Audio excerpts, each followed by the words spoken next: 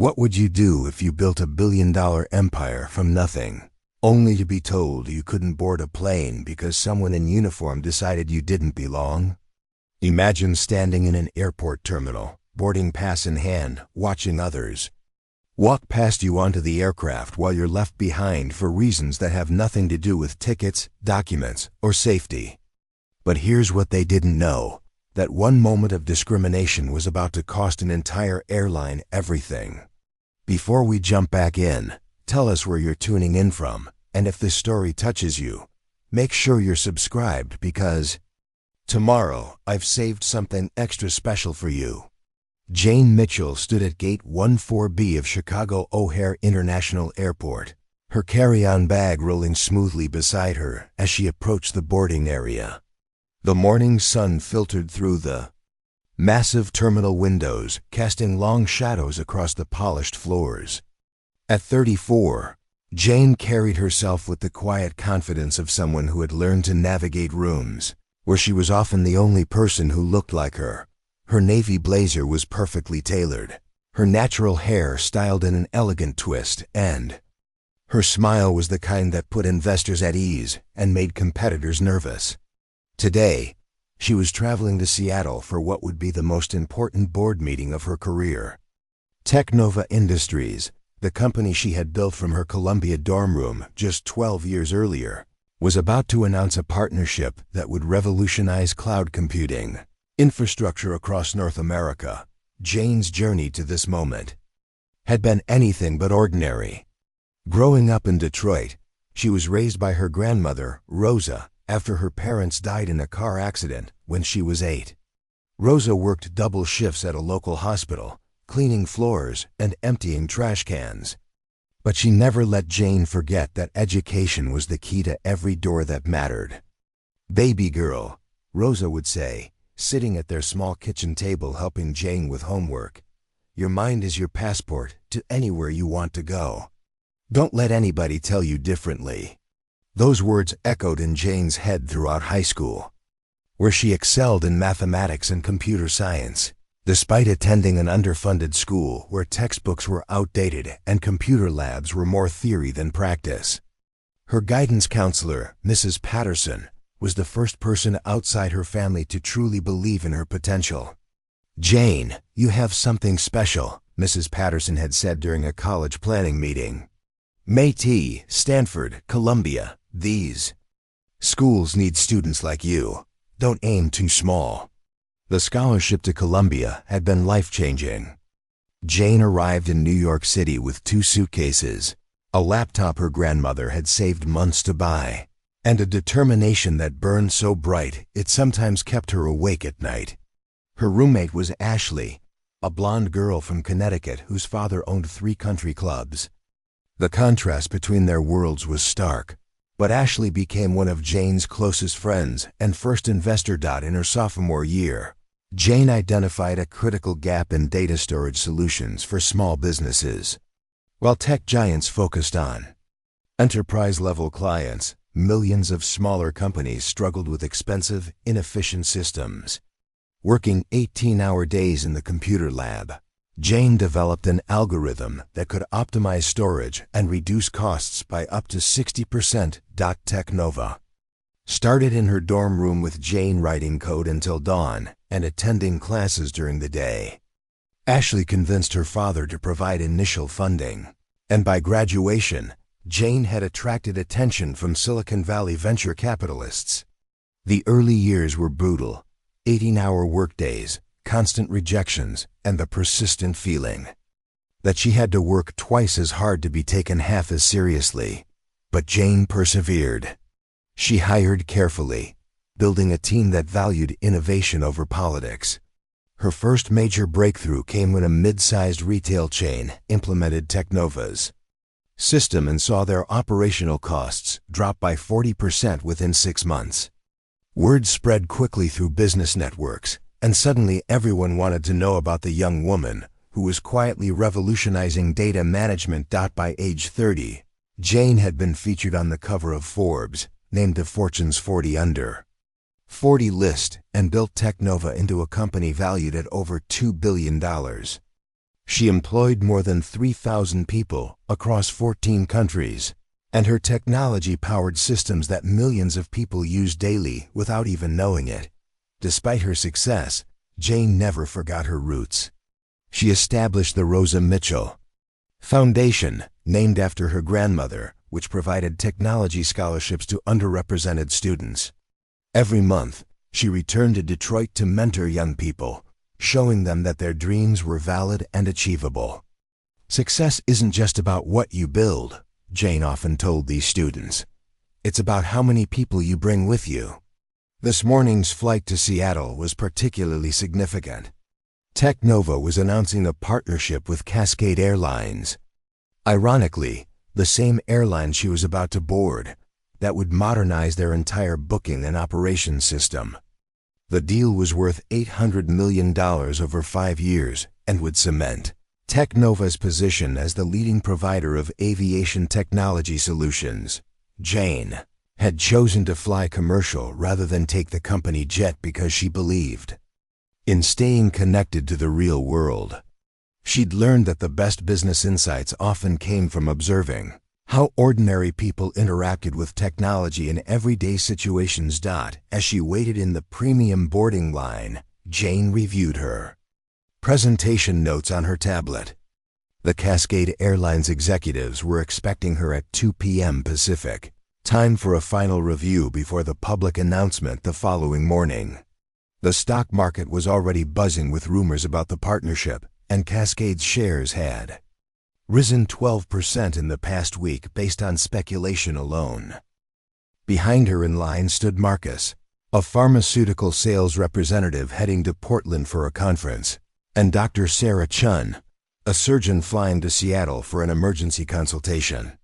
Both had noticed Jane during the 40-minute delay that had pushed their departure time back, impressed by how she handled a series of urgent business calls with grace and efficiency. "Excuse me," Dr. Chun had said during a brief lull between Jane's calls. "Are you Jane Mitchell from Technova?" Jane smiled and nodded. "Guilty as charged. I've been following your company's work in healthcare data management. What you're doing is revolutionary. Thank you. We're just trying to make technology work better for people." Marcus overheard and introduced himself. "I've heard about your foundation's work in Detroit. My nephew received one of your scholarships last year. It changed his life." These were the moments Jane treasured most, when her work made a direct impact on real people's lives. She exchanged business cards with both, promising to connect Dr. Chun with Technova's healthcare division. The boarding announcement crackled over the intercom. "Ladies and gentlemen, we're now ready to begin boarding Cascade Airlines Flight 847 to Seattle. We'll start with our Premier Elite members and first-class passengers." Jane checked her boarding pass one final time. First class, Seat 2A. She'd specifically requested a window seat on the left side of the aircraft, knowing the view during descent into Seattle would help calm her nerves before the crucial meeting. As the line began moving forward, Jane felt the familiar mixture of anticipation and responsibility that came with big moments. Thousands of her employees were counting on this partnership succeeding. The Foundation's scholarship program depended on Technova's continued growth. And somewhere in Detroit, young people were watching her success as proof that their own dreams were possible. She thought about Rosa, who had passed away 3 years earlier, but never missed a Technova earnings call. "I don't understand all them computer words," Rosa would say, "but I understand when my baby girl is changing the world." The line moved steadily toward the gate agent, a middle-aged woman named Patricia, who processed boarding passes with mechanical efficiency. Jane noticed Patricia's slight hesitation when checking other passengers' documents, as if she was looking for something beyond the standard information. When Jane reached the front of the line, she handed over her boarding pass and driver's license with a professional smile. "Good morning." Patricia took the documents, her expression shifting almost imperceptibly as she looked from Jane's face to her ID and back again. There was a pause, just a few seconds, but long enough for Jane to notice. "One moment, please," Patricia said. Reaching for her phone, Jane waited patiently, assuming there was a minor issue with the flight manifest or seat assignment. She'd traveled hundreds of thousands of miles over the years and knew that small delays were simply part of the process. But as Patricia's phone call stretched longer, and as other first-class passengers continued boarding without incident, Jane began to sense that something was wrong. Patricia kept glancing at her while speaking in hushed tones, her body language growing more tense with each passing moment. Dr. Chun, still waiting behind Jane, noticed the delay. "Is everything all right?" Jane maintained her composure, though a familiar knot was beginning to form in her stomach, the same feeling she'd experienced countless times over the years when she sensed that her presence somewhere was being questioned, for reasons that had nothing to do with her qualifications. "I'm sure it's just a minor issue," Jane replied, though she was beginning to wonder if this morning would be more complicated than she'd anticipated. Patricia ended her call and approached Jane with an expression that seemed part apologetic, part uncomfortable. "Ms. Mitchell, I'm going to need you to step aside for a moment. There's been a question raised about your documentation." Jane's heart rate increased slightly, but her voice remained steady. "What kind of question?" "I have MY boarding pass, driver's license, and corporate ID if needed. Please just step over here." Patricia gestured toward a corner area near the gate. "Someone will be with you shortly." As Jane moved aside, she watched other passengers continue boarding without any additional scrutiny. Marcus caught her eye and mouthed, "What's happening?" But Jane simply shrugged, unwilling to speculate aloud about what was clearly becoming an unusual situation. Standing apart from the boarding line, Jane felt the weight of dozens of eyes on her. Some passengers seemed curious, others uncomfortable, and a few appeared to be recording the interaction with their phones.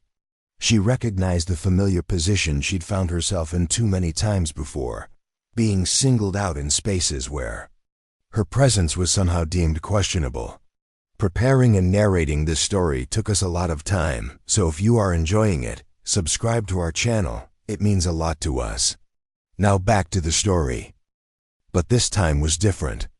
This time, she wasn't a scholarship student trying to prove she belonged at Columbia, or a young entrepreneur fighting for credibility in venture capital meetings.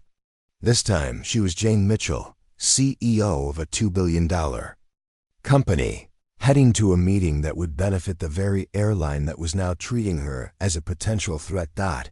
As she waited for whatever came next, Jane couldn't help but think about the phone call she'd have to make if the situation wasn't resolved quickly.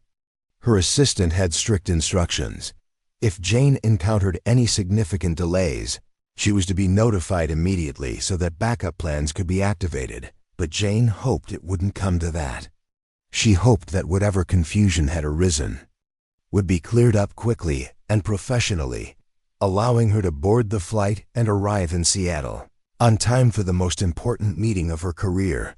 She had no way of knowing that the next few minutes would change not just her travel plans, but the trajectory of an entire airline. The security officer who approached Jane was tall and broad-shouldered, his badge reading Captain David Thornton, Aircraft Security. His gray hair was cropped short in military fashion, and his blue eyes held the kind of cold assessment that Jane had learned to recognize over the years. He carried himself with the authority of someone accustomed to being obeyed without question. "Ms. Mitchell?" His voice was clipped, professional, but carried an undertone that immediately put Jane on alert. "I'm going to need to speak with you about your boarding documentation." Jane straightened, her years of boardroom negotiations kicking in. She knew the importance of remaining calm under pressure. "Of course. What seems to be the issue?" "Captain." Thornton glanced at the boarding pass in his hand, then back at Jane. "There's been a security concern raised about the authenticity of your ticket. We need to verify your identity and your authorization to board this aircraft." The words hit Jane like a physical blow. In all her years of flying, through countless business trips across 6 continents, no one had ever questioned whether her ticket was legitimate. She felt the familiar burn of injustice rising in her chest, but kept her voice level. "I purchased this ticket through my company's travel department 3 days ago. Here's my driver's license, corporate ID, and the credit card used for the purchase." Jane reached into her purse with deliberate movements, producing each document as she spoke. Captain Thornton examined the documents with exaggerated thoroughness, holding each one up to the light as if checking for forgeries. Other passengers continued boarding around them, but Jane noticed several had slowed their pace to observe the interaction. A few held up phones, recording what was clearly becoming an uncomfortable situation. "Sir," Dr. Chun interrupted, stepping closer. "I've been standing behind Ms. Mitchell this entire time. She's been completely cooperative and professional. What exactly is the security concern?" Captain Thornton's expression hardened. "Ma'am, I need you to continue boarding. This doesn't concern you." "Actually, it does concern me," Dr. Chun replied firmly. "I'm witnessing what appears to be discriminatory treatment of a fellow passenger." Marcus, the pharmaceutical representative, had also approached. "I can vouch for this woman's identity. We've been talking for the past hour. She's Jane Mitchell from Technova Industries." Captain Thornton's jaw tightened. "I'm going to ask you both to board the aircraft immediately, or you'll be denied boarding as well." The threat hung in the air like smoke. Dr. Chun and Marcus exchanged glances, clearly torn between helping Jane and protecting their own travel plans. Jane caught their eyes and gave a small nod, silently telling them it was okay to go ahead. "We'll board," Dr. Chun said reluctantly, "but this is being recorded, and it's not right." As they walked away, Jane found herself essentially alone with Captain Thornton and Patricia, the gate agent who had started this entire situation. The boarding area had grown quieter as most passengers had now proceeded onto the aircraft. "Now then," Captain Thornton continued, his voice taking on a more aggressive tone, "we've had reports that this ticket may have been obtained fraudulently. The seat assignment and class of service don't match the passenger profile in our system." Jane felt her patience beginning to fray. "What exactly does that mean, passenger profile?" "Our system flags unusual booking patterns. A ticket of this value, purchased at the last minute, for a passenger with limited flight history with our airline." The implications of his words were clear, and Jane felt a cold anger beginning to build. Limited flight history? "I've flown Cascade Airlines dozens of times over the past 5 years. And what does the value of my ticket have to do with anything?" "Ma'am, I'm going to need you to calm down." "I am calm," Jane replied, though her voice had taken on the steel-edged tone that her employees recognized from difficult negotiations. "What I'm not is willing to be treated like a criminal for attempting to board a flight I legitimately purchased." Captain Thornton stepped closer, clearly attempting to use his physical presence to intimidate. "The aircraft captain has the final authority over who boards this plane. And Captain Reynolds has decided that you pose a potential security risk." "Based on what evidence?" Jane demanded. "Based on the irregularities I've already mentioned, plus your increasingly agitated behavior." Jane almost laughed at the absurdity. Her agitated behavior consisted of asking reasonable questions about why she was being singled out. She glanced around and noticed that a small crowd had gathered other passengers who had been waiting for different flights, airport employees, and what appeared to be a reporter with a camera crew who had been interviewing travelers about airline delays. "Let me speak to Captain Reynolds directly," Jane said. "That's not necessary. I'm handling this situation." "No, you're not handling it. You're creating it." Jane's voice carried the authority of someone who had negotiated billion-dollar deals and wasn't accustomed to being dismissed. "I want to speak to your supervisor and to the aircraft captain, now." Captain Thornton's face flushed red. "Ma'am, you need to lower your voice and comply with security protocols, or you'll be escorted from the terminal." For what? For asking questions about why I'm being discriminated against? The word hung between them like a gauntlet thrown down. Captain Thornton's expression shifted from authoritative to defensive. This has nothing to do with discrimination. This is a security matter. Really? Jane's voice carried the precision of a courtroom lawyer.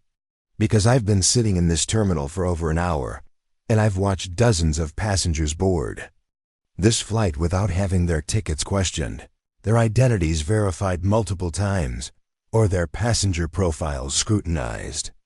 What makes me different? Patricia, who had been standing silently nearby, shifted uncomfortably. Jane caught her movement and addressed her directly. Patricia, you processed my documents initially. Was there anything unusual about them? Patricia glanced nervously between Jane and Captain Thornton. The system flagged the booking for additional review. What kind of flag? Jane pressed. I'm not authorized to discuss security protocols. Captain Thornton interrupted sharply, but Jane wasn't backing down. Years of fighting for her place in rooms where she wasn't welcomed had taught her that the moment you accepted unfair treatment was the moment you validated it. Then get someone who is authorized. Because I'm not moving from this spot until I understand exactly why I'm being treated differently from every other passenger. The standoff stretched between them. Other passengers were now openly staring, and Jane could see airport security officers approaching from across the terminal. She realized that the situation was escalating beyond her control, but she also knew that backing down now would send a message that this kind of treatment was acceptable. Captain Thornton spoke into his radio, requesting additional security personnel.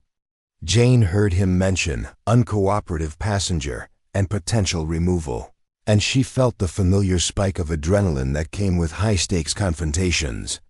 The jetway, a new figure emerged, a man in a captain's uniform with 4 gold stripes on his sleeves. Captain Michael Reynolds was in his early 50s, with silver hair and the weathered face of someone who had spent decades in aviation. His expression was stern as he approached the group. What's the situation here? Captain Reynolds asked, directing his question to Captain Thornton. Sir, we have a passenger with questionable documentation attempting to board your aircraft. She's become increasingly belligerent when asked to comply with security protocols. Jane stepped forward. Captain Reynolds, I'm Jane Mitchell, CEO of Technova Industries. I have a confirmed first-class ticket on your flight, and I'm being prevented from boarding based on what appears to be discriminatory profiling. Captain Reynolds looked her up and down, his gaze lingering in a way that made Jane's skin crawl. Ms. Mitchell, is it? I've reviewed your booking information, and there are several red flags that concern me. Such as? The ticket was purchased with a corporate credit card, but the passenger name doesn't match the cardholder. The booking was made outside of normal business hours. And frankly, the circumstances seem suspicious. Jane felt the ground shifting beneath her feet. These were exactly the kinds of arbitrary reasons that had been used to exclude people who looked like her from opportunities throughout history. The ticket was purchased by my corporate travel department using our company credit card, which is standard procedure for business travel. The booking was made at 7 p.m. because that's when my assistant confirmed my availability for tomorrow's meeting. And what circumstances exactly seem suspicious to you? Captain Reynolds crossed his arms. I have the authority to deny boarding to any passenger I deem a security risk. And based on the totality of the circumstances, I'm exercising that authority. The words hit Jane like a slap. After everything she had accomplished, after building a company that employed thousands of people and revolutionized entire industries, she was being treated like a potential criminal for the crime of trying to board an airplane while black. Captain Reynolds, Jane said, her voice deadly calm. Are you absolutely certain you want to deny me boarding on this flight? Something in her tone made him pause. Yes, I am. Jane nodded slowly, reaching into her purse for her phone. Then I need to make a phone call. Captain Thornton stepped forward. Ma'am, you need to leave the gate area immediately. I will, Jane replied, her fingers already dialing. Right after I make this call. As the phone began to ring, Jane looked directly at Captain Reynolds. I want you to remember this moment, Captain, because you're about to learn exactly who you just refused to let on your airplane. The call connected, and Jane heard the familiar voice of her assistant, Lisa. Jane, what's wrong? You should be in the air by now. Lisa, Jane said, loud enough for everyone around her to hear clearly. I need you to call Robert Chun at Cascade Airlines immediately. Tell him that Captain Michael Reynolds has just refused to allow me to board Flight 847, and I need the CEO of Cascade Airlines on the phone within the next 5 minutes. She paused, watching the color drain from Captain Reynolds' face as the implications of her words began to sink in. And Lisa? Cancel the partnership announcement scheduled for tomorrow. We're going to need to have a very different conversation with Cascade Airlines about whether Technova wants to do business with a company that treats its passengers this way. The silence that followed was deafening. Captain Reynolds' confident demeanor cracked as he realized he had just denied boarding to the CEO of the company that was about to become Cascade Airlines' most important technology partner. Wait, he said, his voice suddenly uncertain. Let's discuss this reasonably. But Jane was already walking away, her phone pressed to her ear, her heels clicking sharply against the terminal floor. Behind her, she could hear Captain Thornton asking Captain Reynolds what they should do, and Patricia frantically trying to explain how the situation had escalated so quickly. Jane found a quiet corner of the terminal and continued her conversation with Lisa, her mind already racing through the implications of what had just happened. In trying to exclude her from their airplane, Cascade Airlines had just made the biggest mistake in their corporate history, and Jane Mitchell was about to show them exactly what that mistake would cost them. Within 3 minutes of Jane's phone call, her phone buzzed with an incoming call from Robert Chun, Senior Vice President of Strategic Partnerships at Cascade Airlines. Jane had worked with Robert for 6 months, negotiating the technology partnership that was supposed to transform Cascade's operations. His voice was tense with barely controlled panic. Jane, what the hell is happening at O'Hare?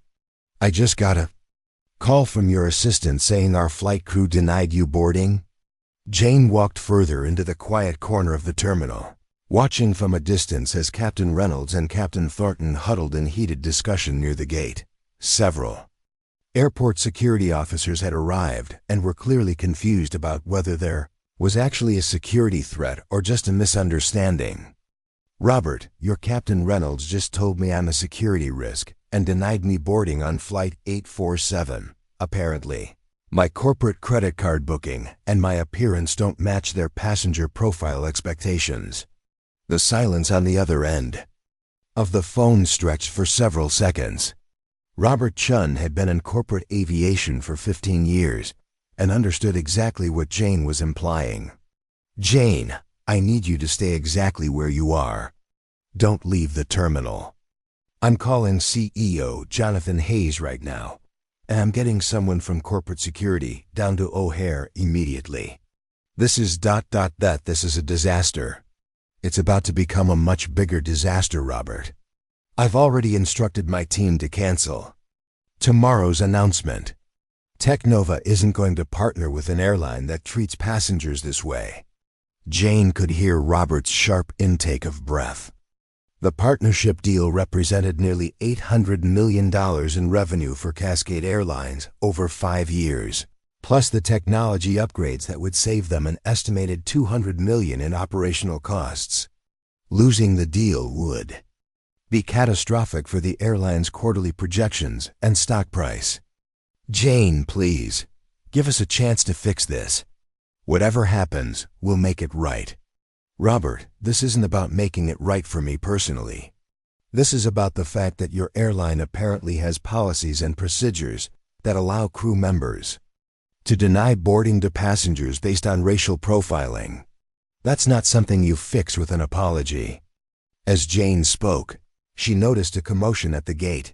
Dr. Chun had apparently deplaned and was now arguing with Captain Thornton, demanding to know why Jane had been denied boarding. Marcus, the pharmaceutical representative, was recording the interaction on his phone. Other passengers were beginning to gather, drawn by the raised voices and obvious tension. The passengers from your flight are starting to ask questions, Robert. And they're recording everything. Robert's voice became more urgent. Jane, I'm looking at the security report right now. There's nothing here that justifies denying you boarding. This is going to be a personnel issue. Can you stay on the line while I conference in CEO Hayes? I'll give you 5 minutes, Jane said. But Robert, you need to understand that this isn't just about one flight or one partnership. Deal. What happened here today is going to become public, and people are going to want answers about how Cascade Airlines trains its crew and what policies allowed this to happen. While Jane waited for the conference call, she watched the situation at the gate continue to deteriorate. Dr. Chun was now speaking loudly enough for her to hear across the terminal. I've been flying for 20 years, and I've never seen anything like this. That woman has been nothing but professional and cooperative. She's a successful businesswoman, and you're treating her like a criminal. Captain Thornton was clearly out of his depth, repeatedly calling for backup and trying to disperse the growing crowd of onlookers. Patricia, the gate agent, looked like she wanted to disappear entirely, and Captain Reynolds had retreated back onto the aircraft, apparently hoping to avoid the confrontation entirely. Jane's phone buzzed with the conference call. Robert's voice came through along with another man she recognized as Jonathan Hayes, CEO of Cascade Airlines. Ms. Mitchell, Hayes said, his voice carrying the careful tone of someone trying to manage a crisis. I want to personally apologize for whatever miscommunication occurred today. We're investigating the situation immediately. Mr. Hayes, this wasn't a miscommunication. Your flight crew made a deliberate decision to deny me boarding based on what they called passenger profiling and suspicious circumstances. I'd like to know what training your crew receives that leads them to view a black woman with a first-class ticket as inherently suspicious. The directness of Jane's question clearly caught Hayes off guard. She could hear papers shuffling in the background and muffled voices as he apparently consulted with advisors. Ms. Mitchell, I assure you that racial profiling is absolutely not tolerated at Cascade Airlines. We have strict policies against discrimination of any kind. Then how do you explain what just happened? I'm still gathering the facts. But I want to make this right immediately. I'm prepared to authorize a company aircraft to fly you to Seattle within the hour, and I'd like to discuss appropriate compensation for this incident. Jane felt a flash of anger at the assumption that the problem could be solved by throwing money and private jets at it. Mr. Hayes, you're missing the point. This isn't about getting me to Seattle. This is about the fact that your policies and training apparently allow crew members to make discriminatory decisions and then hide behind security protocols when challenged. What would you like us to do? I want a full investigation into how this happened, with results made public. I want to know what training Captain Reynolds and Captain Thornton received that led them to believe their actions were appropriate. And I want to understand what systemic changes Cascade will make to ensure this never happens to another passenger. Hayes was quiet for several seconds. Ms. Mitchell, those are significant requests that would require board approval and extensive policy review. Then you'd better get started. Because in about 20 minutes, I'm going to walk out of this terminal, and when I do, the first call I'm making is to my public relations team. The second call is to the media contacts who've been asking for statements about our partnership with Cascade. The threat hung in the air. Jane wasn't bluffing, and Hayes seemed to understand that. What timeline are we looking at? Hayes asked. For the investigation? 30 days for preliminary findings, 60 days for a complete report. And policy recommendations for media response? I'm walking out of here in 15 minutes, and I'll be making statements before the end of the day. Miss Mitchell, please. Can we meet in person to discuss this? I can be in Chicago by this evening. You can be in Chicago tonight if you want. But this conversation is going to happen in public, not behind closed doors. The partnership announcement was scheduled for tomorrow morning with full media coverage. If you want to salvage this relationship, that press conference is going to include a very different conversation about Cascade's commitment to passenger rights and anti-discrimination policies. Meanwhile, the situation at the gate had escalated. Further, a reporter from Chicago's WGN News had arrived, apparently tipped off by the social media posts that were beginning to circulate. Jane could see the reporter interviewing Dr. Chun and Marcus, who were providing detailed accounts of what they had witnessed. Airport security supervisors had also arrived and were clearly trying to understand whether there was an actual security threat or whether this was a customer service issue that had gotten out of hand. Captain Thornton was repeatedly insisting that he had followed proper protocols, while Patricia was quietly explaining that the passengers' documents had appeared completely legitimate. Mr. Hayes, Jane continued, I need to point out that this conversation is being recorded, and that passengers from your flight are currently giving interviews to Chicago media about what they witnessed. This story is already becoming public whether we wanted to or not. Recorded? Ms. Mitchell, I wasn't informed this call was being recorded. I'm informing you now. Technova records all business calls for legal and compliance purposes. This became a business matter the moment your crew denied me boarding and I had to cancel our partnership announcement. Hayes sounded increasingly flustered. What exactly do you want from us right now today?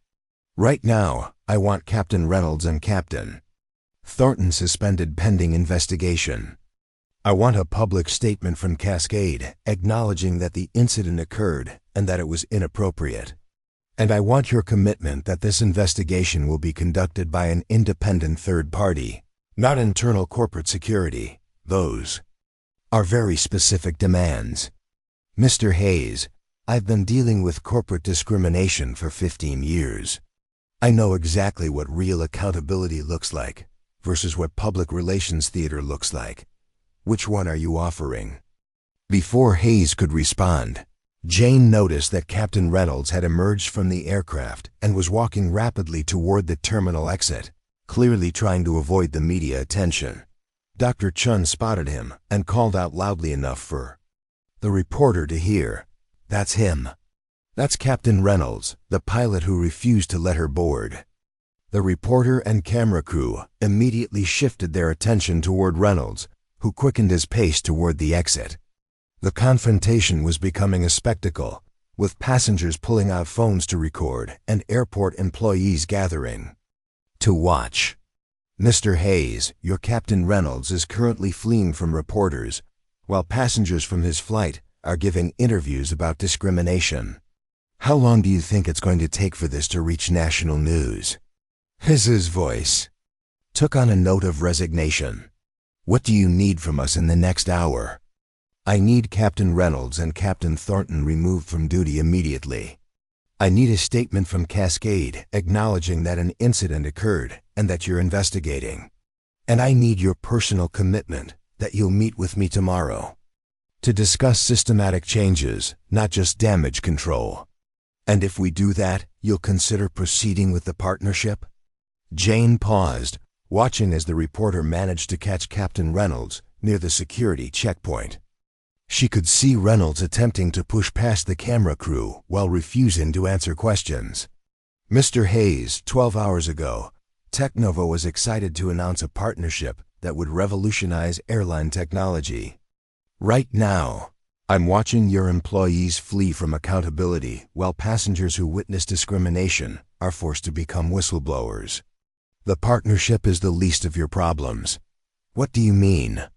I mean that by tomorrow morning, Cascade Airlines is going to be the subject of a national conversation about discrimination in air travel. The question isn't whether Technova will partner with you. The question is whether your airline will survive the next week without massive changes to how you treat passengers and train employees. The gravity of Jane's words seemed to finally sink in. Hayes was quiet for nearly 30 seconds, apparently, consulting with advisors in the background. Ms. Mitchell, I'm prepared to suspend Captain Reynolds and Captain Thornton effective immediately. I'll have a public statement released within 2 hours, acknowledging the incident and our commitment to investigation. And I'll meet with you tomorrow morning with full media presence if that's what you require. That's a start, Jane said. But Mr. Hayes, this isn't going away with quick fixes. What happened today represents a systemic problem, and the whole country is about to be watching how Cascade Airlines responds. As if to emphasize her point, Jane watched the reporter successfully corner Captain Thornton, who was now visibly sweating as he attempted to explain his actions on camera. The crisis was no longer contained to a single gate at O'Hare Airport. It was about to become a national case study in corporate accountability and discrimination in air travel. 2 hours after Jane's confrontation at Gate 14B, the story had exploded across social media platforms and news networks nationwide.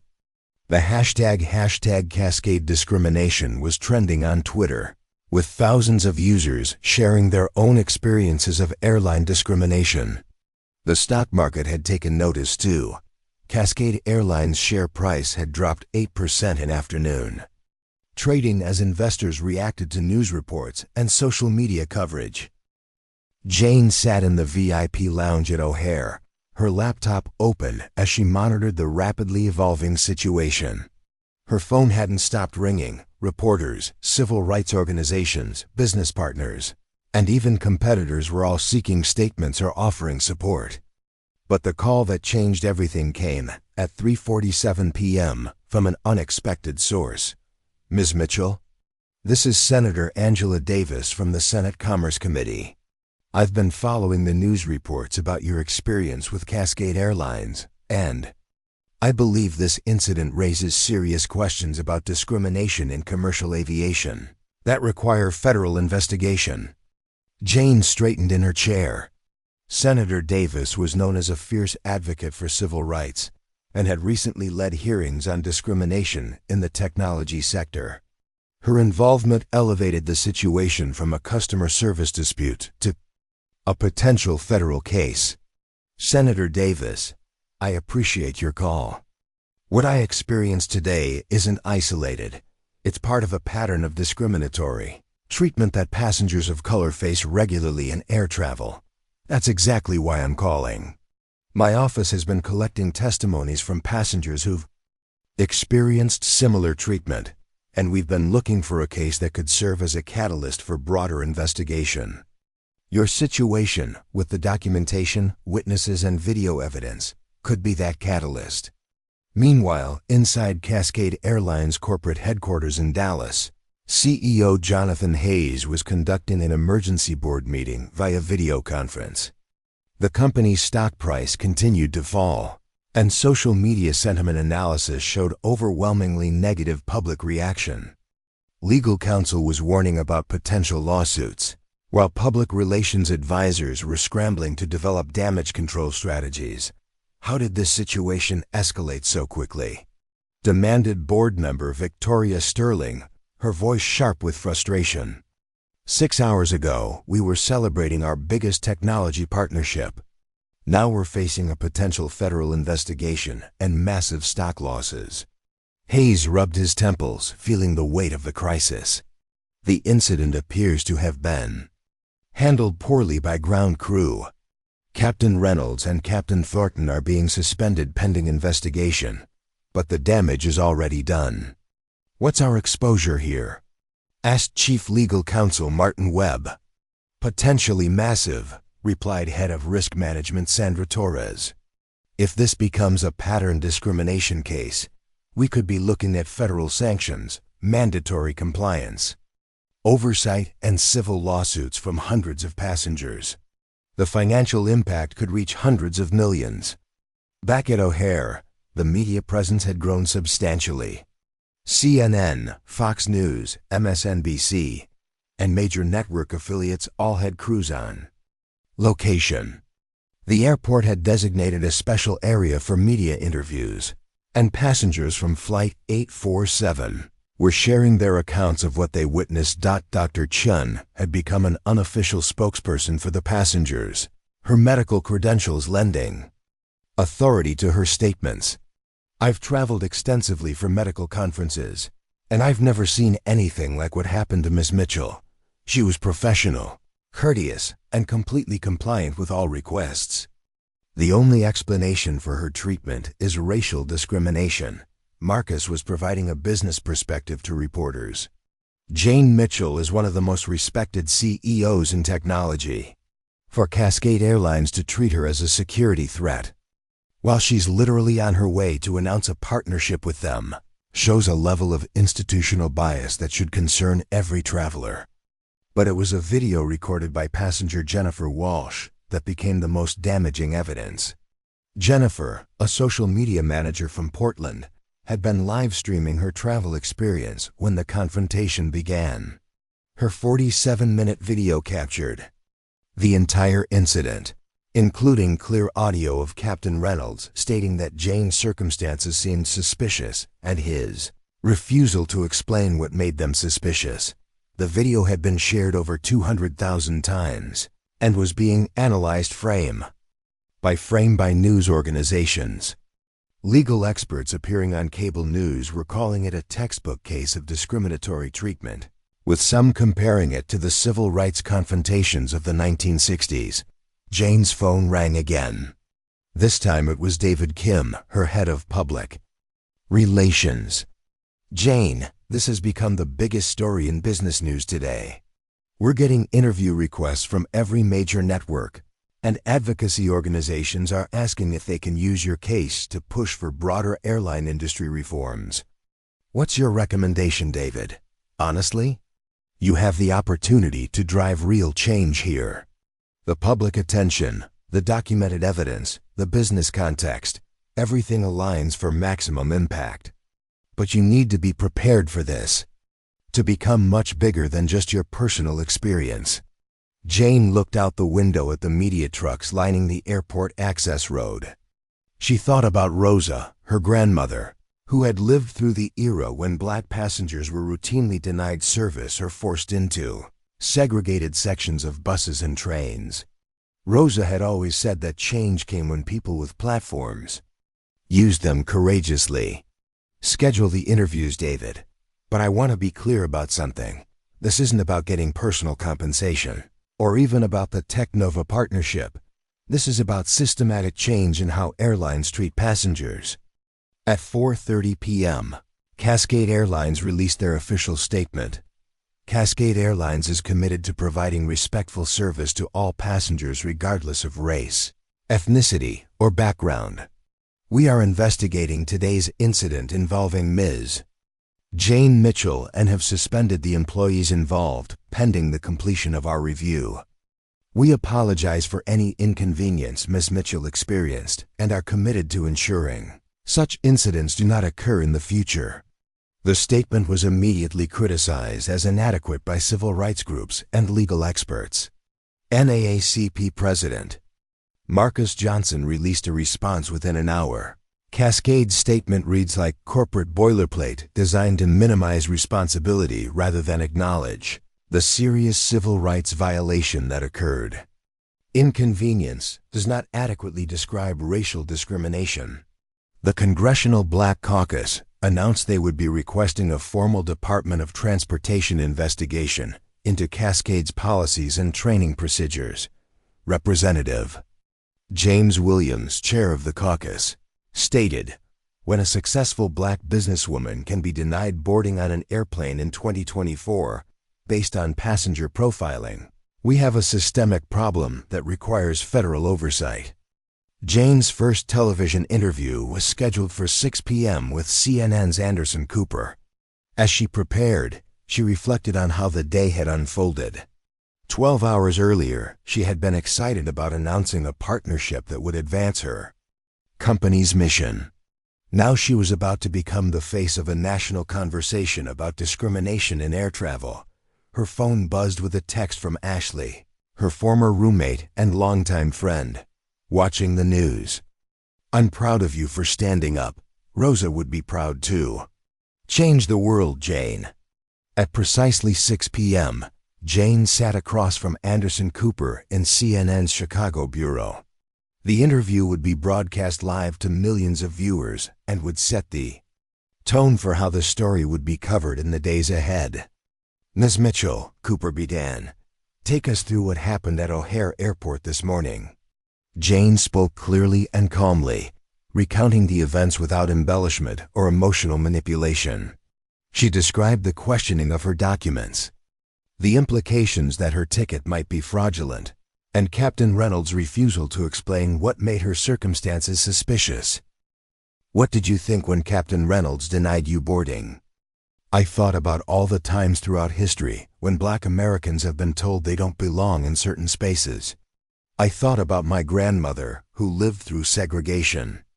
And I realized that despite all the progress we've made, some attitudes haven't changed as much as we'd like to believe."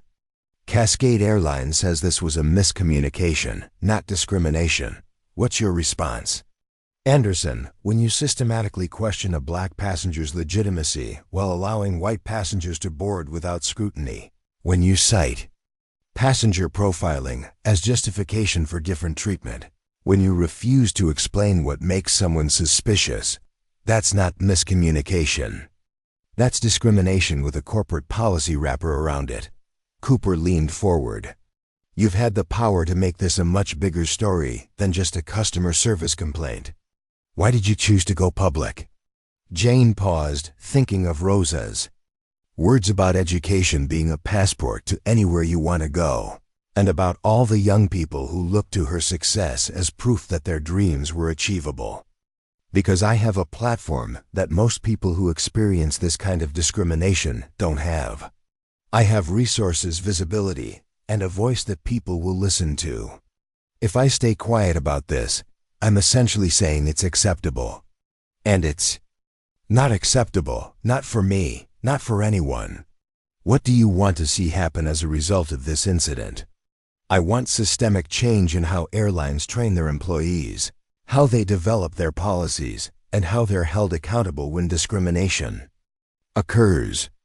I want federal oversight of airline anti-discrimination policies.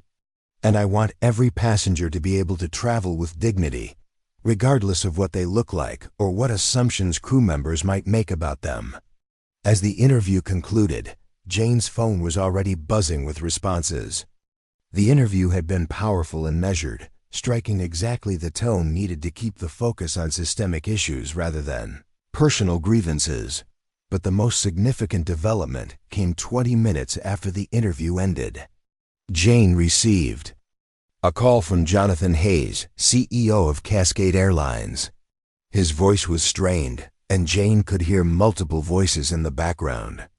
"Ms. Mitchell, I just watched your CNN interview. I want you to know that our board of directors held an emergency meeting this afternoon, and we've made some immediate decisions, such as Captain Reynolds has been terminated, effective immediately. Captain Thornton has been suspended without pay pending investigation. We're hiring an independent civil rights consulting firm to review all of our policies and training procedures. And we're implementing mandatory anti-bias training for all customer-facing employees within 60 days. Jane was surprised by the swift action, but remained cautious. "Those are significant steps, Mr. Hayes. What prompted such rapid changes? Frankly, our stock price has dropped 12% since this morning. We've had 3 major corporate clients cancel contracts. And our legal team is warning about potential federal investigation and massive liability exposure. Your interview made it clear that this isn't going away quietly. Mr. Hayes, I appreciate the actions you're taking, but I need to be honest with you. This has become bigger than just our business relationship. Federal investigators are getting involved. And there's going to be ongoing scrutiny of how airlines handle discrimination complaints. I understand that. But I want you to know that we're committed to real change, not just damage control. Would you consider working with us as a consultant on these policy reforms? Jane looked out at the Chicago skyline, considering the offer.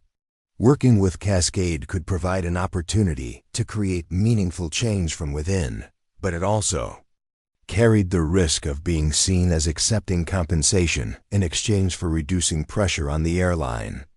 I'll consider it, but any consultation would have to be completely transparent and with full public oversight. This can't look like you're buying my silence. Understood. Ms. Mitchell, I want you to know that what happened today was unacceptable. And it doesn't represent the values we want Cascade Airlines to embody. After ending the call, Jane sat quietly in the airport lounge, processing the day's events. What had started as a routine business trip had become a national conversation about civil rights and corporate accountability. The partnership announcement that was supposed to happen tomorrow would be replaced by something much more significant, a commitment to systemic change that could impact millions of travelers. Her phone buzzed with a text from her assistant. Jane, the White House press secretary just mentioned your case in the daily briefing. The president is calling for a comprehensive review of discrimination in commercial aviation. Jane smiled, thinking of Rosa and all the battles fought by previous generations. Change was never easy, and it was never quick. But today had proven that with the right combination of courage, platform, and public support, even the most entrenched systems could be forced to evolve. The crisis point had passed. Now the real work of transformation could begin. The following morning, Jane's hotel suite in downtown Chicago had been transformed into a makeshift command center. Her communications team had flown in from San Francisco overnight, setting up laptops, phones, and a comprehensive media monitoring system. The story had exploded beyond anyone's expectations. International news organizations were covering it, and hashtag Cascade discrimination had become a worldwide trending topic. Lisa Martinez, Jane's executive assistant, was coordinating a schedule that had become completely unmanageable. Jane, we've got interview requests from 67 media outlets, including BBC, CNN International, and Japanese business television. The NAACP wants you to speak at their emergency press conference at 2 p.m. Senator Davis's office called 3 times asking when you can testify before the Commerce Committee. And we've received solidarity messages from CEOs of 43 major corporations. Jane sipped her coffee while reviewing the overnight developments on her tablet. Cascade Airlines stock had opened down 18% in pre-market trading. 3 major institutional investors had announced they were divesting their positions, pending resolution of the discrimination allegations. The airline's customer service phone lines were reportedly jammed with passengers demanding to know about company policies regarding racial profiling. But what struck Jane most was the flood of personal stories that had emerged. Her social media mentions included thousands of messages from travelers sharing their own experiences of discrimination, bias, and unequal treatment in airports and on airplanes. Many were from successful professionals, doctors, lawyers, executives, academics who had faced similar questioning of their legitimacy in premium travel accommodations. Dr. Patricia Williams, a Harvard-educated surgeon, had posted, "Last year, I was questioned for 20 minutes about whether my first-class ticket was legitimate while traveling to perform emergency surgery.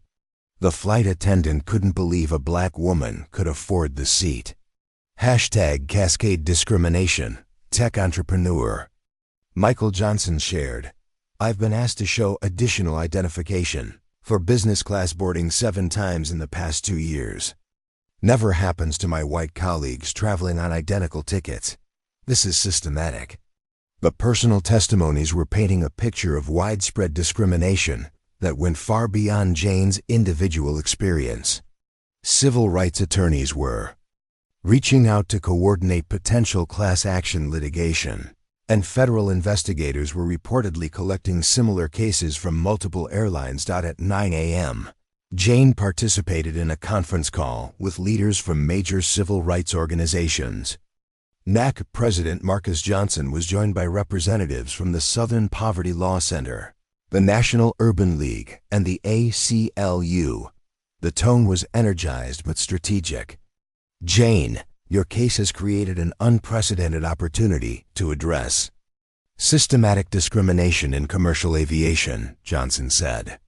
"We want to coordinate our response to maximize impact while ensuring the focus remains on policy change rather than individual compensation." Cheryl Williams from the ACLU added, "We've been tracking airline discrimination cases for years, but most victims don't have the platform or resources to fight back effectively. Your visibility and business credibility give us leverage we've never had before." Jane listened carefully to their strategic recommendations. The organizations wanted to file a coordinated federal complaint, organize passenger advocacy groups, and push for congressional hearings on discrimination in air travel. They also proposed creating a passenger Bill of Rights that would establish clear standards for equal treatment. "I'm willing to be the public face of this effort," Jane said, "but I want to make sure we're building something lasting, not just responding to one incident. What structural changes are we actually seeking?" The conversation shifted to specific policy objectives: mandatory federal oversight of airline anti-discrimination training, standardized complaint procedures, financial penalties for discriminatory treatment, and regular auditing of airline policies by independent civil rights organizations. Meanwhile, at Cascade Airlines headquarters, the crisis management team was struggling to contain the expanding damage. Chief Communications Officer Rebecca Turner was fielding calls from reporters across the globe, while legal counsel Martin Webb was reviewing potential liability exposure. "The situation is deteriorating rapidly," Turner reported to CEO Hayes during an emergency leadership meeting. "We're facing boycott calls from multiple advocacy groups. Corporate clients are threatening to cancel contracts. And our employee union is demanding clarification on new training requirements that we haven't even developed yet." Hayes looked exhausted. He'd been in crisis meetings since 5 a.m., and the board was scheduled to convene again at noon to discuss broader leadership changes. "What's our legal exposure if this becomes a class action case?" Webb consulted his notes. "Potentially catastrophic. If federal investigators find a pattern of discriminatory treatment, we could face hundreds of millions in penalties and mandated oversight costs. The class action liability alone could exceed our quarterly revenue. And if we don't cooperate fully with investigations, then we face federal sanctions, possible criminal charges for civil rights violations, and complete destruction of our public reputation. Hayes, we need to get ahead of this immediately." The conversation was interrupted by an urgent call from the airline's largest institutional investor, BlackRock Financial. Portfolio manager David Chun was direct and uncompromising. "Jonathan, we need immediate action on this discrimination crisis. Our clients are demanding accountability, and frankly, the optics of a major airline engaging in racial profiling are unacceptable. In 2024, we're prepared to support significant policy changes, but if this company doesn't demonstrate genuine commitment to reform, we'll be forced to reconsider our investment position." Back in Chicago, Jane was preparing for what would become a historic press conference. The venue had been moved from a hotel conference room to the McCormick Place Convention Center to accommodate the massive media presence and public interest. Representatives from 47 advocacy organizations were planning to attend, along with several members of Congress who had flown to Chicago specifically for the event. Senator Angela Davis arrived an hour before the press conference to meet privately with Jane. The senator's presence elevated the event from a business story to a federal policy discussion. "Ms. Mitchell, I want you to know that the Commerce Committee is prepared to hold emergency hearings on airline discrimination within the next 2 weeks. Your testimony will be crucial, but I also want to understand what specific legislative changes you believe are necessary. Jane had spent the morning working with her legal team and civil rights advisors to develop concrete policy recommendations.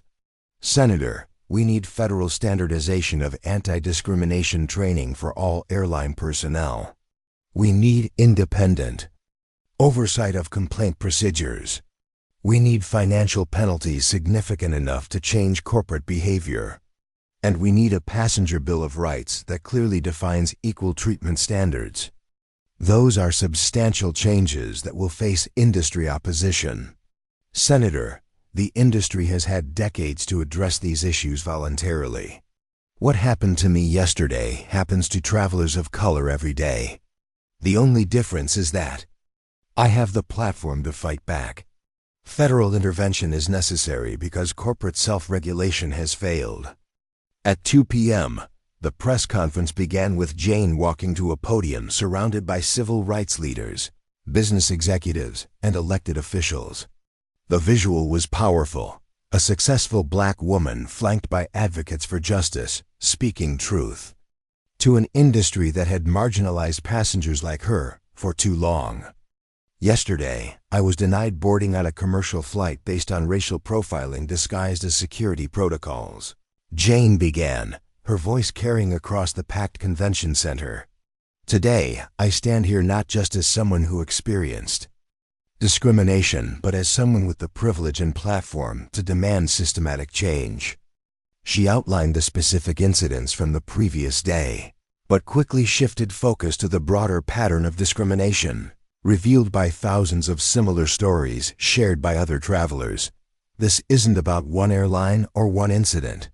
This is about an industry that has normalized the differential treatment of passengers based on race, ethnicity, and other characteristics that have nothing to do with safety or security. Jane announced the formation of the Traveler Equality Initiative, a coalition of advocacy groups, legal organizations, and business leaders committed to ending discrimination in commercial aviation. The initiative would work with federal investigators, push for legislative changes, and provide legal support for passengers who experienced discriminatory treatment. We're not just seeking accountability for past discrimination, Jane continued. We're demanding fundamental changes that will ensure every passenger can travel with dignity and respect, regardless of what they look like or what assumptions others might make about them. The press conference included testimony from Dr. Chun and Marcus, the passengers who had witnessed Jane's treatment, as well as statements from other travelers who had experienced similar discrimination.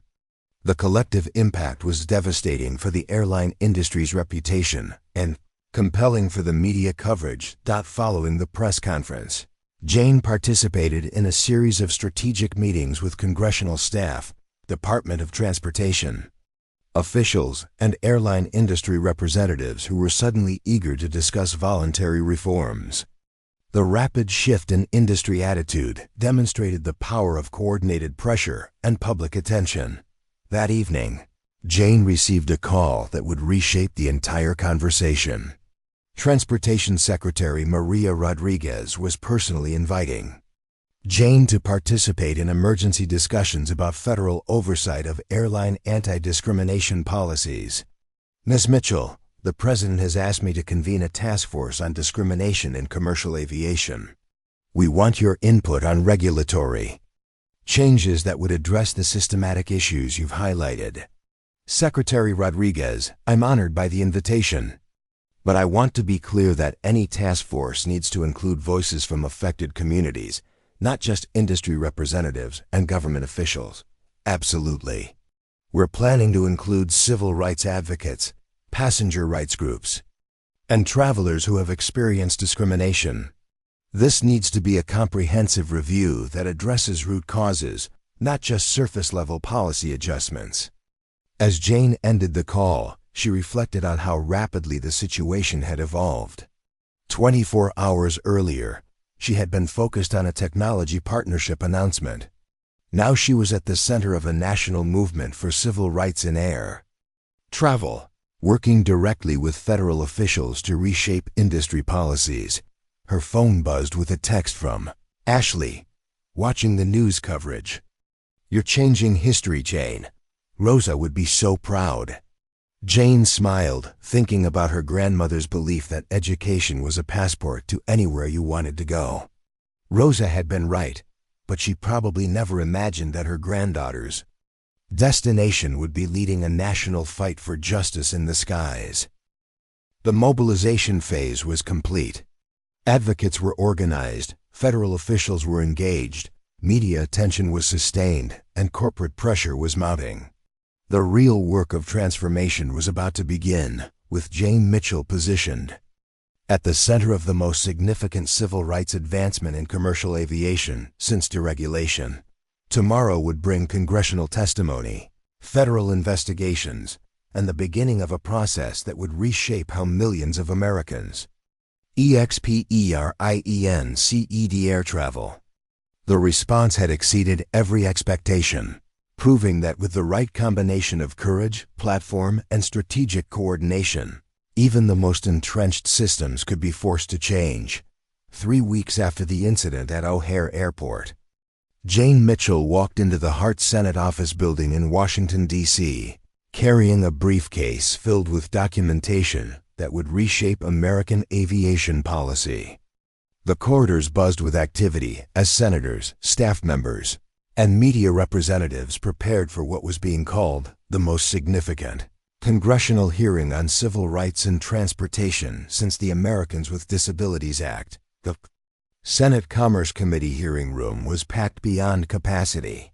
C-SPAN cameras captured every angle as senators took their seats, while overflow crowds watched from adjacent rooms on closed-circuit television. Jane sat at the witness table alongside Dr. Patricia Williams, the Harvard surgeon who had shared her own discrimination experience, and James Thompson, a retired Air Force colonel who had been denied boarding 3 times in 2 years, despite his military credentials. Committee Chair Senator Angela Davis called the hearing to order with unprecedented gravity. Today we examine systematic discrimination in commercial aviation, sparked by the treatment of Ms. Jane Mitchell, but representing experiences shared by thousands of American travelers. This hearing will determine whether federal intervention is necessary to protect the civil rights of passengers. Jane's opening statement had been carefully crafted with input from constitutional law experts and civil rights historians. She spoke without notes, her voice carrying the weight of generations who had fought similar battles. "Senators, 3 weeks ago, I was denied boarding on a commercial flight, not because of any security threat, safety concern, or legitimate operational issue, but because of assumptions made about me based on my race. Since then, my experience has opened a floodgate of similar stories from across America. Doctors questioned about forged tickets, executives subjected to additional searches their white colleagues never face, families separated because gate agents don't believe they can afford their seats." She paused, making eye contact with each committee member. "This isn't about one incident or one airline. This is about an industry that has normalized discriminatory treatment while hiding behind security protocols and operational procedures. Federal action isn't just warranted, it's essential." The committee's ranking member, Senator Robert Mitchell of Texas, represented the airline industry's perspective. "Ms. Mitchell, while your experience was regrettable, don't you think federal oversight of private business operations represents government overreach? Airlines have legitimate security concerns and operational requirements." Jane had anticipated this line of questioning. "Senator Mitchell, civil rights aren't subject to market forces or corporate convenience. When private businesses engage in systematic discrimination, federal intervention becomes necessary. The airline industry's own data shows disproportionate treatment of passengers of color in security screenings, boarding procedures, and complaint resolutions. This isn't government overreach, it's constitutional enforcement." The hearing's most powerful moment came when Dr. Williams testified about missing her father's funeral, because she was detained for additional verification that her emergency bereavement ticket was legitimate. Her voice broke as she described, explaining to her family why she couldn't say goodbye to her father because an airline employee didn't believe a black woman could afford last-minute first-class fare. "I've saved lives in operating rooms across this country," Dr. Williams said, tears streaming down her face. "But at that gate, I was treated like a criminal trying to steal a seat I had legally purchased. No family should endure what mine did." Because of airline prejudice, Senator Davis leaned forward. "Dr. Williams, in your professional opinion, what would prevent similar incidents in the future?" "Federal standards, Senator. Mandatory training with real consequences for violations. Independent oversight of complaint procedures. And financial penalties significant enough to change corporate behavior rather than treating discrimination as a cost of doing business." The hearing's tension peaked when Senator Davis called Jonathan Hayes, CEO of Cascade Airlines, to testify. Hayes appeared via video link from Dallas, flanked by attorneys and clearly uncomfortable with the national scrutiny. "Mr. Hayes," Senator Davis began, "your airline's stock price has dropped 28% since this incident. You fired employees and announced policy changes. But what systemic failures allowed this discrimination to occur in the first place?" Hayes consulted his notes nervously. "Senator, we've conducted a comprehensive review of our procedures, and we've identified gaps in training and policy implementation that we're addressing aggressively." "That's not what I asked, Mr. Hayes. I asked about systematic failures."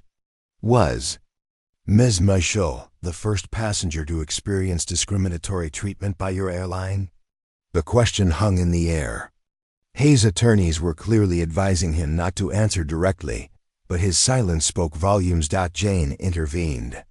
"Senator Davis, if I may, Cascade Airlines has received over 400 discrimination complaints in the past 3 years, according to Department of Transportation data. The systematic failure isn't in training or implementation. It's in leadership that tolerated discriminatory treatment as long as it didn't generate negative publicity." Senator Mitchell attempted to redirect. "Ms. Mitchell, you've indicated that federal legislation is necessary. What specific measures are you proposing?" Jane opened her briefcase and distributed copies of comprehensive legislation she had developed with civil rights attorneys and policy experts. The Passenger Equality in Air Travel Act contains 5 key provisions. Mandatory federal certification for all customer-facing airline personnel on anti-discrimination protocols. Independent investigation of all discrimination complaints by Department of Transportation civil rights officers. Financial penalties starting at $100,000 per incident, escalating to $1 million for repeat violations. Quarterly public reporting of discrimination complaints and resolutions by all carriers. And establishment of a passenger bill of rights enforceable through federal court action. The legislation was more comprehensive than anyone had expected. Industry representatives in the hearing room shifted uncomfortably as Jane outlined enforcement mechanisms that would fundamentally change how airlines operated. Furthermore, Jane continued, the Act establishes a civil rights in transportation office with endowed with authority to conduct surprise audits, mandate corrective action, and recommend license suspension for carriers with persistent discrimination patterns. Senator Davis smiled. "Ms. Mitchell, you've essentially written the federal response to this crisis. Have you discussed this legislation with industry representatives?" "Senator, I've had extensive discussions with airline executives since this incident began. Those conversations convinced me that voluntary compliance is insufficient. Real change requires federal enforcement with meaningful consequences." The hearing's climax came when Senator Davis announced that the Commerce Committee would mark up Jane's proposed legislation within 2 weeks, with floor votes scheduled before the end of the session. The speed was unprecedented for major transportation legislation, but the political momentum was undeniable. Following the hearing, Jane met privately with Transportation Secretary Maria Rodriguez and Department of Justice Civil Rights Division Chief Nathan Williams. The federal government was prepared to move aggressively on multiple fronts. Ms. Mitchell, Secretary Rodriguez explained, is launching immediate investigations into discrimination practices at all major carriers. We're also implementing emergency regulations requiring airlines to report discrimination incidents in real time rather than in annual summaries. Chief Williams added, DOJ is prepared to file federal civil rights charges against individuals and institutions that engage in systematic discrimination. Your case provides a clear precedent for federal prosecution of airline discrimination. But the most significant development came that evening when Jane received a call from President Catherine Walsh herself. The president's direct involvement elevated the issue to the highest levels of government. Jane, I watched your testimony today, and I want you to know that this administration is committed to ensuring equal treatment for all travelers. I'm signing an executive order tomorrow directing all federal agencies to review transportation discrimination policies and implement immediate corrective measures. Madam President, I'm honored by your support. But lasting change requires congressional action, not just executive orders that can be reversed by future administrations. I agree completely. That's why I'm personally lobbying senators to support your legislation. This is a defining civil rights issue for our time, and we need permanent solutions. The executive order, signed the following day, mandated that all federal employees traveling on official business could only use airlines that met enhanced anti-discrimination standards. Given that federal travel represented billions in annual revenue, the economic pressure was immediate and decisive. Within 48 hours of the executive order, every major airline announced enhanced anti-discrimination policies, mandatory bias training for all employees, and independent oversight of complaint procedures. The industry's rapid response demonstrated how quickly change was possible when financial consequences were clear and immediate. But Jane wasn't satisfied with corporate promises. Working with Senator Davis and civil rights organizations, she pushed for legislation that would make these changes permanent and enforceable. The Passenger Equality in Air Travel Act passed the Senate Commerce Committee by a vote of 14-3, with even conservative members acknowledging that federal action was necessary. The House version moved equally quickly, helped by bipartisan outrage over discrimination complaints that had emerged during the hearings. Representatives from both parties shared stories from constituents who had experienced similar treatment, making opposition politically impossible.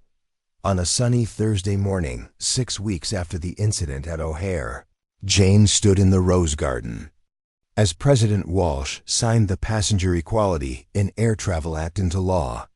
The ceremony was attended by civil rights leaders, congressional sponsors, and dozens of travelers who had shared their own discrimination experiences. Today we affirm that in America, every passenger has the right to travel with dignity and respect, President Walsh declared. No one should face discrimination in the skies simply because of who they are or what they look like. Jane was invited to speak at the signing ceremony. 6 weeks ago, I was denied boarding on an airplane. Today, we've created the strongest anti-discrimination protections in transportation history.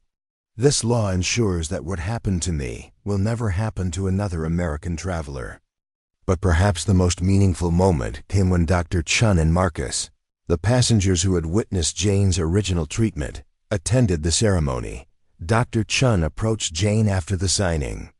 Jane, when I saw what happened to you at that gate, I knew I had to speak up. I never imagined it would lead to federal legislation. Marcus added, you turned a moment of injustice into a movement for justice. That's the difference between complaining and leading. The implementation of the new law was swift and comprehensive. The Department of Transportation's Civil Rights in Transportation Office was established within 60 days, staffed with experienced civil rights investigators. Airlines were required to report discrimination complaints within 24 hours, and federal investigators began conducting surprise audits of airline procedures. The financial impact on the industry was immediate. In the first month after implementation, federal investigators documented 127 discrimination incidents across all major carriers, resulting in over $15 million in penalties. More importantly, the rapid response to complaints and public reporting created powerful incentives for airlines to prevent discrimination rather than manage it after the fact. Jane's role evolved from victim to policy, architect to implementation, overseer. She accepted appointment to the DOT's newly created Passenger Rights Advisory Council, providing ongoing oversight of the law's effectiveness. 3 months after the Rose Garden ceremony, Jane received a letter that brought the journey full circle. It was from Rosa Mitchell Elementary School in Detroit, named after Jane's grandmother, asking if she would speak to students about perseverance and justice. Standing in the school's auditorium, looking at young faces that reminded her of her own childhood dreams, Jane reflected on how far the journey had traveled from a single act of discrimination to comprehensive federal legislation. Sometimes, she told the students, injustice gives us an opportunity to create justice for everyone who comes after us. That's why we never give up, even when the fight seems impossible. The resolution was complete, but Jane knew the real work was just beginning. Laws were only as strong as their enforcement, and maintaining progress required constant vigilance. But for the first time since that morning at O'Hare Airport, she felt that every American traveler could board an airplane knowing their rights would be protected by the full force of federal law. 1 year after the incident that changed everything, Jane Mitchell stood at the departure gate of Chicago O'Hare International Airport, the same gate 14B, where her journey toward justice had begun. But this time, she wasn't traveling alone.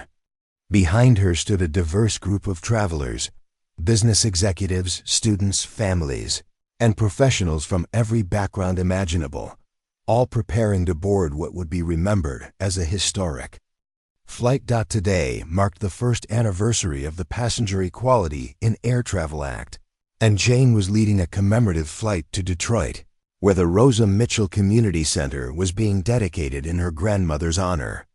The symbolism wasn't lost on anyone present. The woman who had been denied boarding because of discrimination was now flying on an aircraft where federal law guaranteed every passenger equal treatment and dignity. The transformation in the airline industry over the past year had been remarkable. Federal oversight had fundamentally changed how airlines operated, trained employees, and handled passenger complaints. The real-time reporting requirements had revealed the scope of discrimination that had previously been hidden in corporate files, while swift federal penalties had created powerful incentives for prevention rather than damage control. Captain Sarah Washington, Cascade Airlines' first black female pilot to be promoted to flight captain since the new federal requirements took effect, greeted Jane at the gate. "Ms. Mitchell, it's an honor to have you aboard today. This flight represents how far we've all come." The crew that had been assembled for this anniversary flight was deliberately diverse, representing the industry's commitment to change that went beyond just passenger treatment to hiring and promotion practices. Flight attendant Miguel Santos, who had been promoted to senior crew member after completing enhanced civil rights training, ensured that every passenger felt welcomed and valued. As Jane settled into her seat, 2A, the same seat type she had been denied a year earlier, she reflected on the extraordinary chain of events that had transformed personal humiliation into national progress. Her phone buzzed with messages from around the world, as the anniversary had sparked international conversations about discrimination in transportation and civil rights enforcement. Dr. Patricia Williams, now serving as chair of the Medical Advisory Board for the new Civil Rights in Transportation Office, had sent a video message from Geneva. where she was presenting at an international conference on equality in air travel. "Jane, your courage didn't just change American aviation. It's inspiring reform movements worldwide." Marcus, the pharmaceutical representative who had witnessed the original incident, was now working as a civil rights trainer for the airline industry. His testimony had become a cornerstone of the mandatory bias awareness programs that all airline employees completed annually. He had texted that morning, "Teaching 200 airline managers today about unconscious bias. Using your story to show how discrimination hurts everyone, passengers, employees, and companies." The flight to Detroit was smooth and ceremonial, but Jane spent most of the time working on her speech for the community center dedication. The facility would serve low-income neighborhoods with technology training, educational programs, and entrepreneurship support, all funded by the Jane Mitchell Foundation, which had grown dramatically as corporate sponsors sought to demonstrate their commitment to equality and social justice. Upon landing in Detroit, Jane was greeted by a crowd that included former students, community leaders, and officials from across the country. Mayor Jennifer Coleman presented Jane with the key to the city, declaring it Jane Mitchell Day in recognition of her contributions to civil rights and community development. A year ago, Jane Mitchell was denied the simple dignity of boarding an airplane. Mayor Coleman announced to the gathered crowd, "Today, she's given millions of Americans the gift of equal treatment under federal law. Detroit is proud to call her our daughter." The dedication ceremony at the Rosa Mitchell Community Center drew over 3,000 attendees, including Transportation Secretary Maria Rodriguez, several senators who had supported the legislation, and civil rights leaders from across the nation. But the most meaningful moment came when Mrs. Thompson, Jane's fifth-grade teacher, now 78 years old, introduced her former student. "I taught Jane Mitchell when she was 10 years old, and even then I could see something special," Mrs. Thompson said, her voice carrying across the packed auditorium. She asked questions that challenged assumptions, stood up for classmates who were treated unfairly, and never accepted that things had to stay the way they were. What she accomplished this year didn't surprise me. It was the same spirit she showed as a child, just with a bigger classroom. Jane's keynote address drew from her grandmother's teachings, her own journey as an entrepreneur, and the lessons learned from fighting systematic discrimination. But she focused primarily on the future, challenging the next generation to continue pushing for progress. "Rosa taught me that education was a passport to anywhere I wanted to go," Jane began. "But what I learned this year is that sometimes the journey takes you places you never expected, to fight battles you never chose, for people you've never met. That's not a burden, it's a privilege." She spoke about the 847 discrimination complaints that had been filed and resolved under the new federal system in just 1 year, representing individual passengers who might have previously suffered in silence. She highlighted the 12,000 airline employees who had completed enhanced civil rights training, learning to recognize and prevent discriminatory treatment before it occurred. "But numbers don't tell the whole story," Jane continued. "The real measure of progress is in the stories we don't hear anymore. The black doctor who boards her flight without question, the Latino family that travels without harassment, the Muslim passenger who isn't subjected to random additional screening every single trip." She challenged the audience to recognize that civil rights progress required constant vigilance and active participation. Laws change behavior, but only sustained community engagement changes hearts and minds. The Passenger Equality Act is a tool, but tools are only as effective as the people who use them. The ceremony included a surprise video message from President Walsh, who reflected on the broader implications of Jane's fight. When Jane Mitchell stood up for her dignity at that airport gate, she wasn't just defending her own rights. She was defending the principle that in America, equal treatment isn't negotiable. Her courage reminds us that progress requires people willing to transform personal pain into public purpose. Following the dedication, Jane met privately with a group of young entrepreneurs and activists who had been inspired by her story to launch their own social justice initiatives. Kaisha Johnson, a 22-year-old who had started a nonprofit tracking discrimination in retail businesses, spoke for the group. "Ms. Mitchell, your story showed us that you don't have to accept injustice just because it's common. We're applying the same principles to housing discrimination, employment bias, and educational inequality. You didn't just change airline policy, you showed us how to be effective advocates." The conversation shifted to future challenges and opportunities. Jane discussed her work with international organizations seeking to implement similar passenger rights protections globally. The European Union had already begun developing legislation modeled on the American law, while advocacy groups in Asia and Africa were using Jane's case study to push for transportation equality in their regions. Dr. Angela Martinez, a policy researcher from Stanford, presented data showing the ripple effects of the airline legislation. Jane, the federal oversight model is being applied to other transportation sectors. Amtrak has voluntarily adopted similar anti-discrimination protocols. Several states are implementing parallel laws for public transportation. Your fight created a template for civil rights enforcement that's spreading far beyond aviation. That evening, Jane attended a dinner hosted by the Detroit Chamber of Commerce, where business leaders discussed the economic impact of diversity and inclusion initiatives. The conversation revealed how Jane's fight had influenced corporate policies far beyond the airline industry. Technova's partnership with Cascade Airlines had eventually proceeded, but with unprecedented contractual requirements for diversity, training, equal treatment monitoring, and community investment. The partnership had become a model for how major corporations could use their leverage to drive social change through business relationships.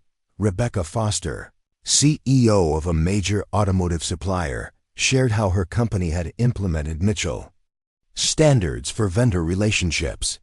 "We now require all business partners to demonstrate measurable commitments to equal treatment and civil rights compliance."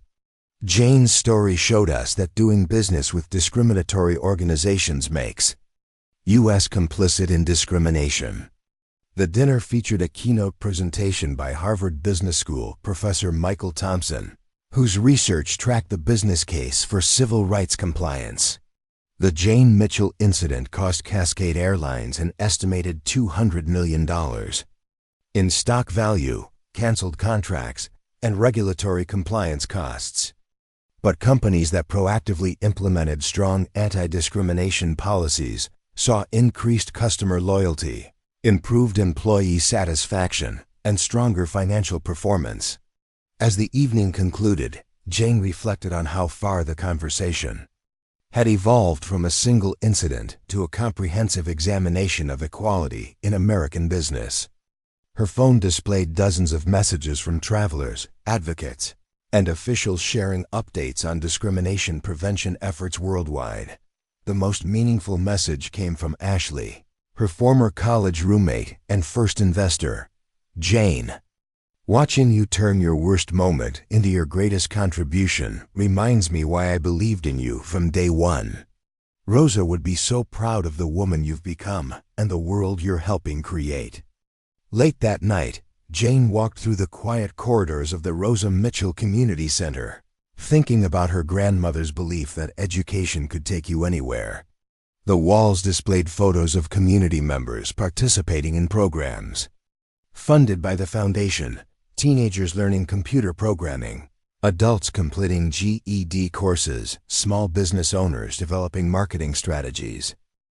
In the main hall, a plaque quoted Rosa's favorite saying, "Baby girl, your mind is your passport to anywhere you want to go.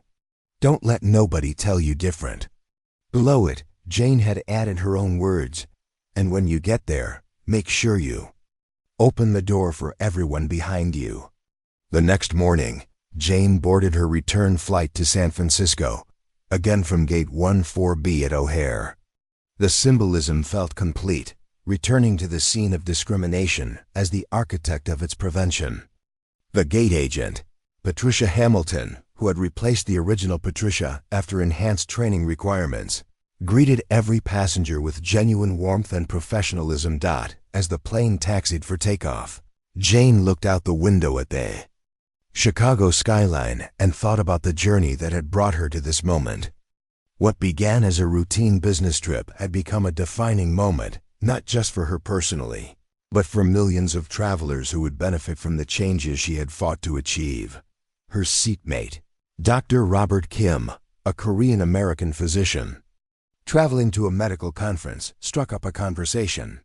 "Excuse me, aren't you Jane Mitchell? I wanted to thank you for what you did. My family travels internationally for my work, and we used to face random additional screening on almost every trip. Since your law took effect, we've been treated like every other passenger." These personal connections reminded Jane why the fight had been worthwhile. Laws and policies mattered, but the real victory was in the individual experiences of dignity preserved and discrimination prevented. As the flight reached cruising altitude, Jane opened her laptop to review speaking notes for the International Civil Rights Conference she would address the following week. Leaders from 23 countries were gathering to discuss transportation equality. Using the American model as a framework for global reform, her story had become larger than herself, inspiring movements for equality that extended far beyond airlines or even transportation. Universities were teaching case studies about transforming personal injustice into systematic change. Law schools were analyzing the legislative strategy that achieved comprehensive reform in record time. Business schools were examining how individual courage could reshape entire industries. But Jane's greatest pride came from the letters she received from young people who saw her story as proof that their voices mattered, that standing up for justice could create real change, and that no one was too young or too small to challenge unfairness. A high school student from Atlanta had written, "Ms. Mitchell, I used to think civil rights was ancient history. Your story showed me that discrimination still happens, but also that ordinary people can fight back and win. I'm starting a club at my school to address bias in our discipline policies." A college sophomore from Seattle shared, "Watching you turn discrimination into legislation inspired me to switch my major to public policy. I want to use law and advocacy to create change like you did." These messages affirmed that Jane's legacy extended beyond policy reform to inspiring a new generation of advocates and changemakers. Her grandmother's belief in education as a passport had proven prophetic. Jane's education had indeed taken her everywhere, including to places she never imagined going. As the plane began its descent into San Francisco, Jane thought about the speech she would give at tomorrow's Technova board meeting, where she would announce the expansion of the Jane Mitchell Foundation's work into international civil rights advocacy. The foundation would partner with organizations worldwide to replicate the success of the American transportation equality model in other countries and industries. The journey that began with humiliation at an airport gate had evolved into a global movement for dignity and equality. Jane had learned that sometimes the most unexpected moments become the most important ones, that injustice could be transformed into opportunity, and that individual courage could create collective change. Rosa's words echoed in her mind as the wheels touched down. "Don't let nobody tell you different." Jane had taken that lesson and made it a reality for millions of travelers, proving that when people refuse to accept discrimination, they have the power to change the world. The airplane came to a stop, and passengers began gathering their belongings.